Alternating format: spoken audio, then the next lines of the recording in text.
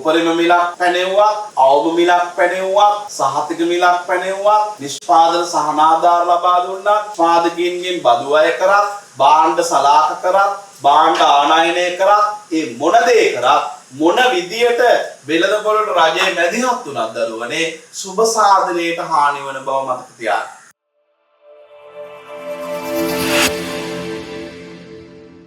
මෙන්න බලන්න රූප ස්ථාන හොඳට බලාගෙන අවබෝධයකින් සුබ සාධනයට හානි වෙන්නේ ඇයිද කියන එක මේ පෙන්නන්න. මෙන්න මම අඳින රූප ස්ථාන පැහැදිලි කරන්නම්. මේ බලන්න පුතේ හොඳට බලාගෙන ඉන්න. මේ ඉල්ලුම් වක්‍රය ඇඳා, මේ සැපයුම් වක්‍රය ඇඳා, මෙන්න සමතුලිත මිල P බිඳුවයි, මෙන්න ප්‍රමාණය Q බිඳුවයි. රජයේ වෙළඳපොළට මැදිහත් වෙලා සහනාධාරයක් ලබා දෙන නිෂ්පාදන සහනාධාරයක් ඒ ප්‍රතිඵලයක් ලෙස සහනාධාරයේ ප්‍රමාණයෙන්ම සැපයුම් වක්‍රය දකුණට විතයන් වෙනවා. ඔන්න දකුණට විතයන් කළ පෙන්නවා. දැන් සමතුලිත මිල සහනාධාරයෙන් පස්සේ මිල P1යි. එහිදී ප්‍රමාණය Q1යි. සහනාධාරයේ ප්‍රමාණය වෙන්නේ මේ නව සමතුලිතයත් පෙර සැපයුම් වක්‍රයත් අතර සිරස් උස. මේ බලන්න සහනාධාරයේ ප්‍රමාණය.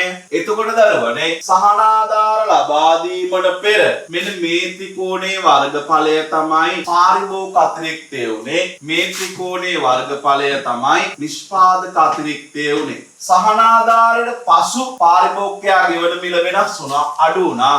දැන් මෙන්න මේ ප්‍රමාණය දක්වා මෙන්න මේ ත්‍රිකෝණයේ වර්ගඵලය පාරිභෝගික අතිරික්තය වන අතර මේ ගානට විකුණන්නට රජයෙන්ුත් ගාණක් ලැබෙනවා. විකුණුම් කරු ලැබෙන සුද්ධ මිල මෙන්න මේක. මේ ගැනුම් කරු ගෙවන මිල, මේක විකුණුම් කරු ලැබෙන මිල. එතකොට දරුවනේ පාරිභෝගික අතිරික්තය වෙන්නේ මේ ප්‍රමාණය දක්වා මේ පාරිභෝගිකයා ගෙවන මිලට ඉහළ ත්‍රිකෝණයේ වර්ගඵලය මෙන්න මේ ටික මේ ටික මේ මොන අතිරික්තයද දරුවනේ? එතකොට පාරිභෝගික අතිරික්තය. ඔය ටික පාරිභෝගික අතිරික්තය. මේ නිෂ්පාදක අතිරික්තය. මෙන්න පස්සේ නිෂ්පාදක අතිරික්තය මේ තියෙන. ඔන්න මම වෙන විදිහකට ඒක ටිකක් පෙන්නුවා. ඔය තියෙන දරුවනේ නිෂ්පාදක අතිරික්තය. ඔය බලන්න නිෂ්පාදක අතිරික්තය. එතකොට පෙර පාරිභෝගික අතිරික්තයට වඩා පසු පාරිභෝගික අතිරික්තයේ වැඩිවීමක් සිදු වෙනවා. සහනාධාරයේ හේතුවෙන් පාරිභෝගික අතිරික්තය වැඩි වෙනවා. මෙන්න මේ ප්‍රමාණයකින් ඔන්න ඔය ප්‍රමාණය සහනාධාරයේ හේතුවෙන් පාරිභෝගික අතිරික්තය වැඩි වුණ ප්‍රමාණයතිය. ඒ වගේම දරුවනේ සහනාධාරය හේතුවෙන් නිෂ්පාදක අතිරික්තය වැඩි වෙන ප්‍රමාණය මේ තියෙන. හරිනේ? නිෂ්පාදක අතිරික්තය වැඩි වෙන ප්‍රමාණය මේ තියෙන.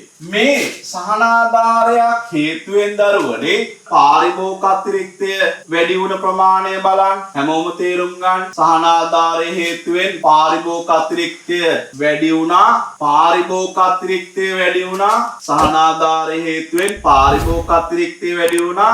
මෙන්න මේ ප්‍රමාණය.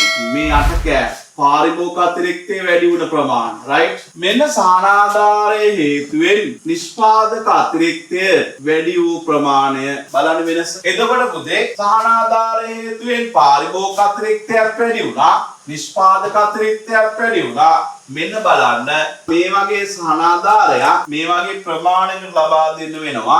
ඒ කියන්නේ සහනාධාරය සඳහා රජයට වියදම් දරන්න වෙනවා. සහනාධාරය සඳහා රජයේ වියදම තමයි මම ඔය ඇඳලා තියෙන්නේ. සහනාධාරය සඳහා රජයේ වියදම. ඒකෙන් දරුවනේ සහනාධාරය සඳහා රජයේ වියදමෙන් මෙන්න මේ කෑල්ල ගියා කාටද? මේ කෑල්ල පාරිභෝගික අතිරික්තය. මෙන්න මේ කෑල්ල නිෂ්පාදක අතිරික්තය. මෙන්න මේ ටික දරුවනේ මෙන්න මේ ටික රජයේ දැන් වියදම් කරලා ඉවරයි. මේ ටික රජයේ මේ ටික වියදම් කරලා ඉවරයි. මේ රජයේ වියදම් කරපු මුළු වියදමෙන් දරුවනේ මේ කෑල්ල ගියා පාරිභෝගිකයට. මේ කෑල්ල අයිති වුණා නිෂ්පාදකයට. මේක රජයටත් නෑ, පාරිභෝගිකයටත් නෑ, නිෂ්පාදකයටත් නෑ. අන්න ඒ නිසා ඒකේ වර්ගඵලයට අපි කියනවා මොකක්ද? අහිමි වන සුබ සාධනය කියලා. අහිමි වන සුබ සාධනය. එහෙනම් පුතේ හොඳට අහන් ඉන්න. රජය සහනාධාර ලබා දීමෙන් පාරිභෝගික අතිරික්තයක් වැඩි වෙනවා. නිෂ්පාදක අතිරික්තයක් වැඩි වෙනවා. නමුත් සුබ සාධනයට හානියක් වෙනවා. එහෙම වෙන්නේ සහනාධාර ලබා දීම හේතුවෙන් පාරිභෝගිකයාගේ අතිරික්තය වැඩි වෙන ප්‍රමාණය හා නිෂ්පාදකයාගේ අතිරික්තය වැඩි වෙන ප්‍රමාණයට වඩා විශාලයි රජයේ වියදම. එහෙම නැත්නම් සහනාධාරය සඳහා රජය දරන මුළු වියදමම පාරිභෝගිකයට සහ නිෂ්පාදකයට බෙදලා යන්නේ නැහැ කියන එක තමයි ඒකේ හේතුව. සහනාධාරය සදා රජයේ වියදම 1000යි කියලා හිතන්න පුතේ. ඒකෙන් 400කින් වාසි සැලසෙනවා නිෂ්පාදකයට, 400කින් වාසි සැලසෙනවා පාරිභෝගිකයට. ඒතකොට 800යි 10න් 800යි පාරිභෝගිකයට නිෂ්පාදකයට බෙදලා ගියේ. ඊටු 200 රජයේ වියදම් කරලා ඉවරයි මේ වෙනකොට.